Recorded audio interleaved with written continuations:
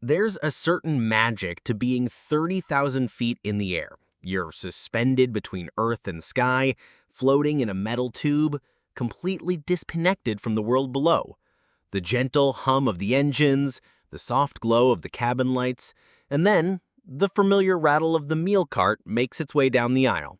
It arrives at your seat, and the foil is peeled back to reveal, well, that. We've all had this thought as we stare at the sad-looking piece of chicken and pale vegetables. Why is this so bland, so disappointing? We blame the airline for cutting costs. We blame the chef for having no passion. But what if I told you that the person to blame isn't the chef? In fact, it's not even entirely the airline's fault. What if I told you the real culprit is you? Or, more specifically, your body and the hostile environment it's sitting in. For your senses, an airplane cabin is a battleground.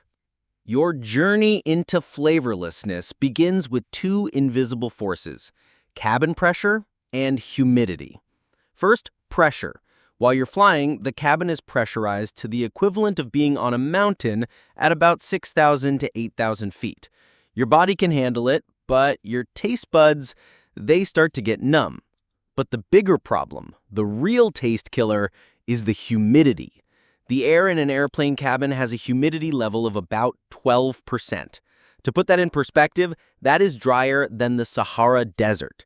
This bone-dry air acts like a thief, stealing the moisture right out of your nose. And that's a huge problem because of one simple biological fact. Up to 80% of what we perceive as taste is actually smell. When your nasal passages are dry, your ability to smell is drastically reduced.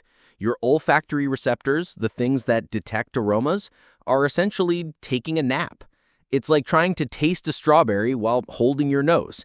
You might get that it's sweet or sour, but you lose all the complex, floral, fruity notes that make it taste like a strawberry. That's what's happening on a plane. The aroma of your food is struggling to reach your brain. And it gets worse. In 2010, Germany's Fraunhofer Institute did a study for the airline Lufthansa. They built a literal airplane fuselage on the ground and simulated flight conditions. The results were shocking. In that low-pressure, low-humidity environment, our sensitivity to sweet and salty flavors drops by a whopping 30%. 30%! Food that tasted perfectly seasoned on the ground suddenly tastes bland and unfinished in the air. But there's one more secret ingredient in this recipe for bad taste: the noise. That constant loud hum of the jet engines, around 85 decibels, isn't just background noise. A study at the University of Manchester found that loud noise specifically suppresses our ability to detect saltiness and sweetness. Pretty wild, right? So you're in a dry, high-altitude tube that is practically engineered to make your food taste like cardboard. So if it's always been this way, was airplane food always this meh? Not exactly. The very first airline meal was served in 1919 on a flight from London to Paris. It was a pre-packed lunchbox that cost 3 shillings. But the 1950s and 60s were the golden age of flying. It was glamorous and expensive, and the food reflected that. We're talking full roast dinners carved in the aisle, lobster, and free-flowing champagne. Airlines competed on luxury, not price. Then came airline deregulation in the 1970s. Suddenly, airlines had to compete on price. The race to the bottom began, and the first thing to go was the expensive food.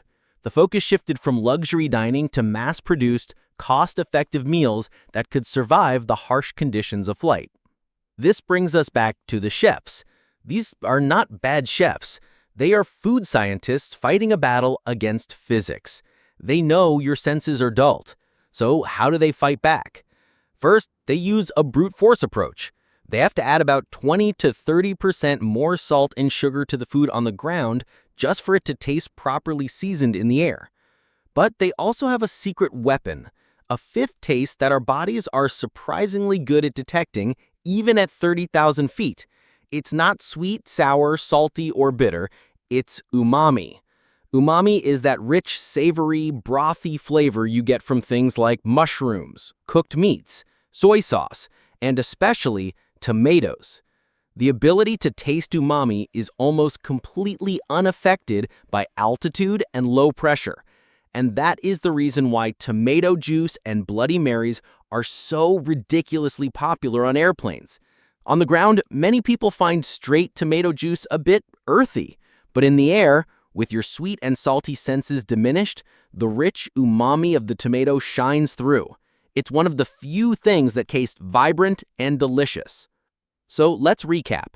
It's a triple threat. The low pressure of the cabin numbs your tongue, the desert dry air robs you of your sense of smell, and the roar of the engines confuses your brain.